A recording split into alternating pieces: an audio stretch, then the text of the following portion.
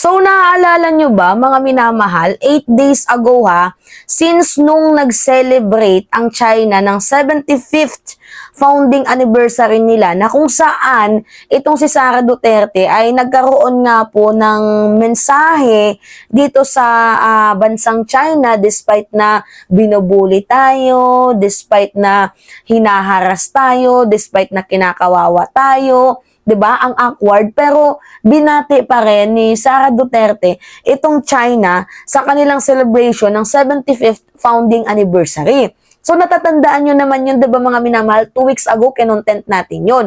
Ngayon, merong lumabas na video na kung saan mga minamahal, yung China pinagpupugayan po ang ginawang pagbati ni Vice President Sara Duterte sa kanilang 75th founding anniversary. Tingnan nyo tong video na to mga minamahal. Kaya nga ako ay naiinis. Sobrang galit ko mga minamahal kasi mantakin mo hindi ka ba nahihiya sa sarili mo, VP? Habang binubuli nila tayo, tapos magbibigay ka ng mensahe, tuwang-tuwa sila sa'yo. Nagmumukha ka lamang attack dogs ng China. Well, we do not know kasi baka ito ay isang patunay na itong si Sara Duterte ay baka posibleng Manchurian candidate ng China. So, panoodin nyo tong video mga minamahal. Panoodin nyo to kumalat lang to I extend my heartfelt congratulations to the government and people of the People's Republic of China on the occasion of its 75th anniversary. This momentous anniversary is a testament to the incredible progress and achievements of the Chinese people whose resilience and vision transformed China into a significant force in global affairs. As neighbors, the Philippines and China share a relationship that has been shaped by our history and geography.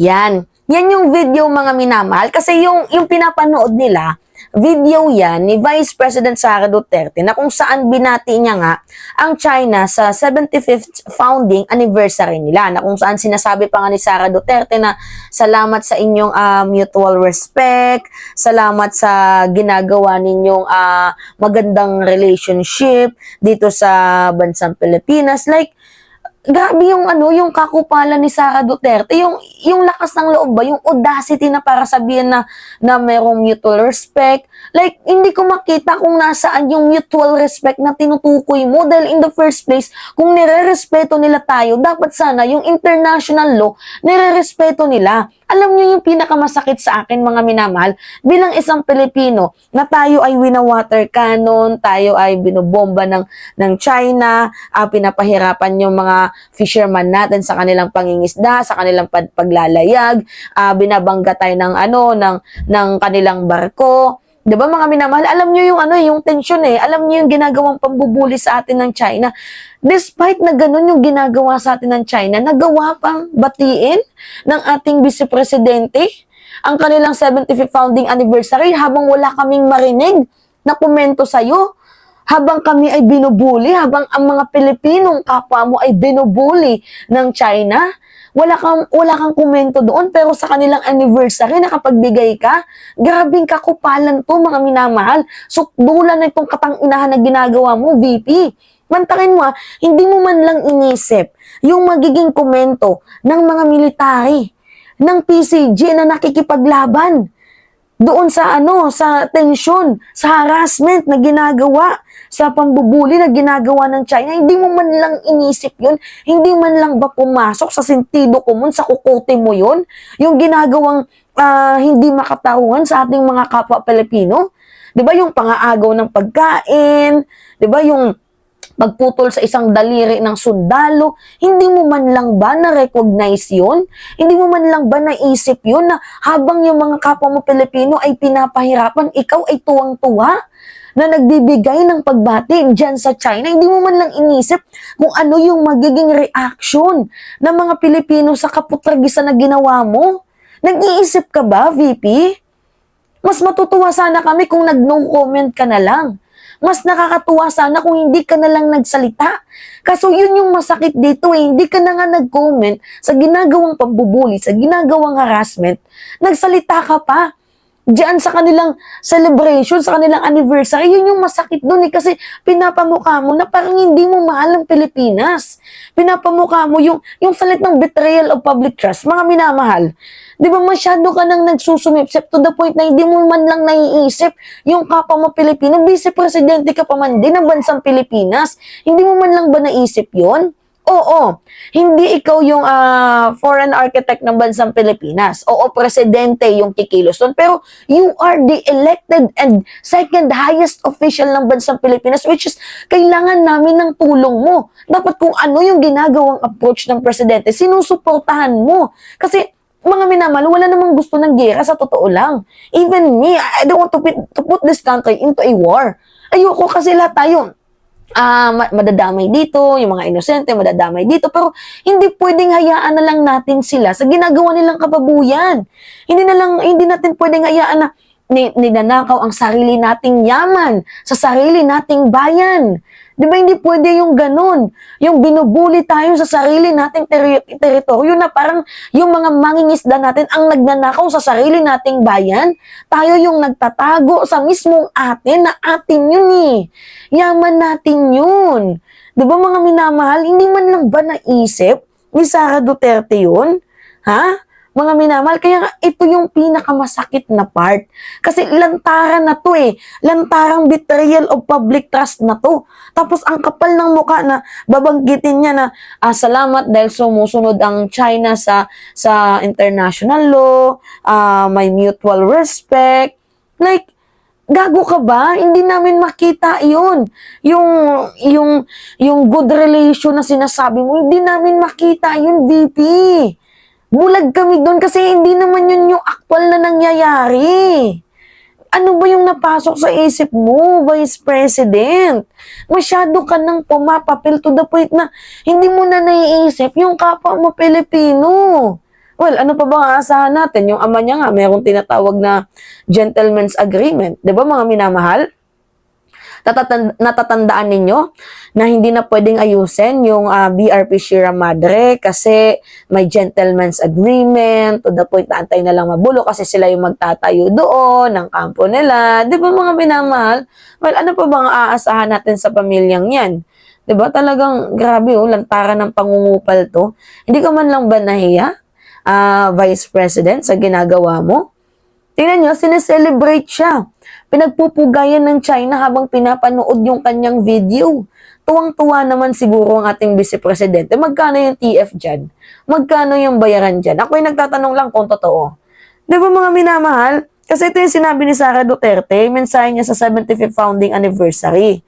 Kaya nga nakakainis tayo na nga yung binuli, tapos tayo pa yung magpapasalamat sa China. Si Sara pa, yung gumagawa ng way para magpasalamat dyan sa China. Ang inang to, grabe. Panoodin nyo to mga minamahal. Excellencies, mga kababayan, ladies and gentlemen, I extend my heartfelt congratulations to the government and people of the People's Republic of China on the occasion of its 75th anniversary. This momentous anniversary is a testament to the incredible progress and achievements of the Chinese Progress and achievement of the Chinese people, really? Kaya tama lang mga minamahal na hindi to na-appoint bilang Secretary ng Defense. Kasi tingnan niyo yung ginagawa niya, kupal. Buti nilagay siya sa Department of Education. 'Di ba? Pero kinupal niya din yung DepEd mga minamahal. Pero kung isipin niyo na lang what if nilagay siya sa Defense? Kontrolado niya yung mga militar. Mga minamahal. And kapag control niya yung mga militar, ano yung ginagawa ng AFP, ng PCG, doon sa West Philippine Sea. Diba?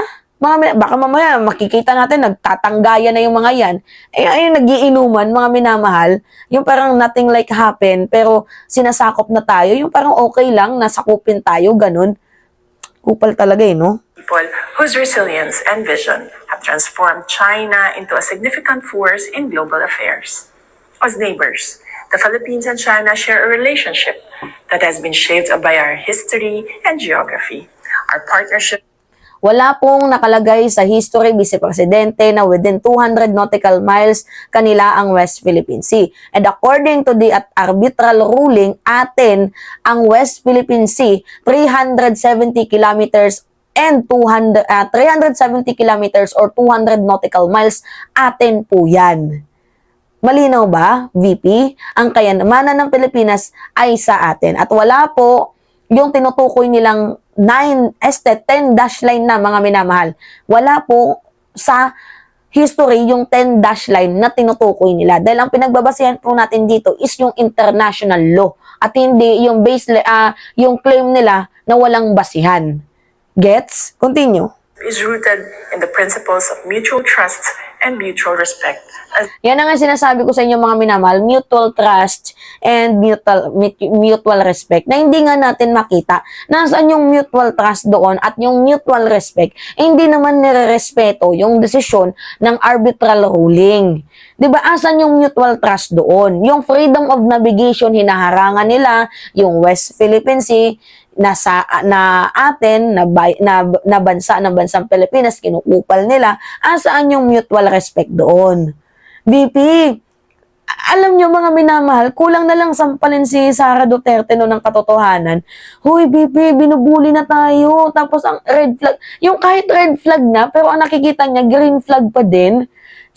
Ano kaya nakain itong ating Vice Presidente? Lakas ng tama, no? Equal sovereign states.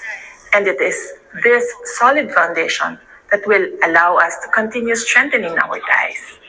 In an increasingly interconnected world, working together to promote peace and stability in our region is more important than ever, always grounded in international law.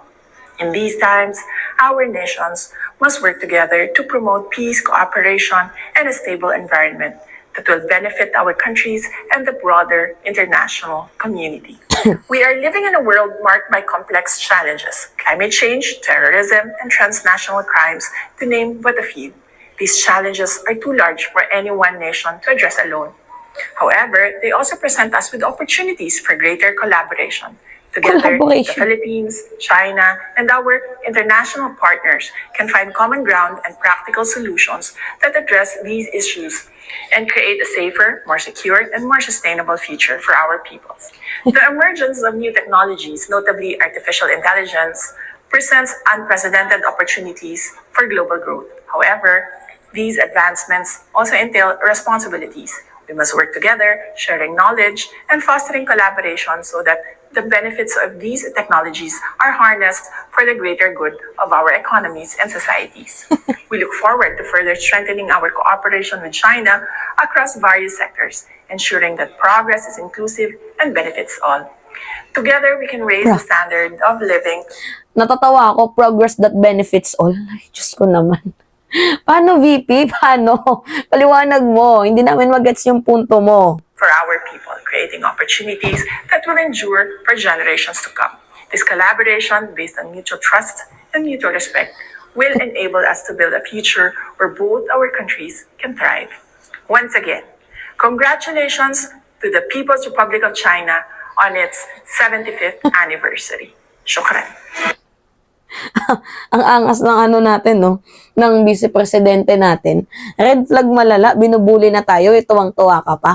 Tapos yung reaction nga ng China, nagpupugay sa ginawa ngang pagbati ni Vice President Sara Duterte. Buti na sisikmura mo yun, BP. Hindi, mga minamahal, ako yung nagtatanong lang buti na sisikmura ng ating Vice Presidente na habang tayo ay binubuli, habang tayo ay kinakawawa, ninanakaw ang sarili nating yaman, 'di ba, sinisira yung mga barko natin, kinukupal tayo. Buti kahit ganun yung ginagawa sa atin ng China, nasisikmura mo pa din, no? Buti nga mga minamahal, nakakaya niyang tiisin yun, na hindi magkomento sa ginagawang harassment, sa ginagawang pambubuli sa bansang Pilipinas. Buti nakakaya mo yun, Vice President. Tapos sasabihin mo na, mahalin ang Pilipinas. Paano mo mahal ang Pilipinas kung ikaw mismo sa ginagawang pangungupal ng China, hindi ka nagsasalita? Paano mo nasabing mahal mo ang Pilipinas kung hindi ka man lang nagre-react sa ginagawang pambubuli sa atin? Like, paano mo maipapakita ang pagmamahal mo? Sa salita? Hindi naman pwedeng puro lang salita eh. Dapat meron ka ding gawa. O iutos mo na dapat dagdagan pa yung mga boats, 'di ba? Diyan sa West Philippine Sea. Dapat ganun, BP. Kasi hindi namin makita yan sa'yo. Napaka-red flag mo. Vice Presidente ka pa man din ng bansang Pilipinas pero hindi ko mag-gets bakit ganyan yung pag-uugali mo. Si Lenny hindi naman ganyan, si Bina hindi naman ganyan, si Noli hindi naman ganyan. Ikaw lang yung katangi-tanging Vice Presidente ng bansang Pilipinas na kupal. Tarantado. Labnaw ng utak ni Sara Duterte. Masyado kasing inuuna yung pansariling interest eh. Now, we all know na this person is a possible Manchurian candidate of the Republic of China. Magkano yung TF? If meron man. I'm just asking. Payag kayo nun, mga minamahal. Ganyan tayo kinukupal. Angas, no? So anyway, yun po mga minamahal. It's me again, si Mima Alicia nyo at nagbabalik ulit para sa ating panibagong video.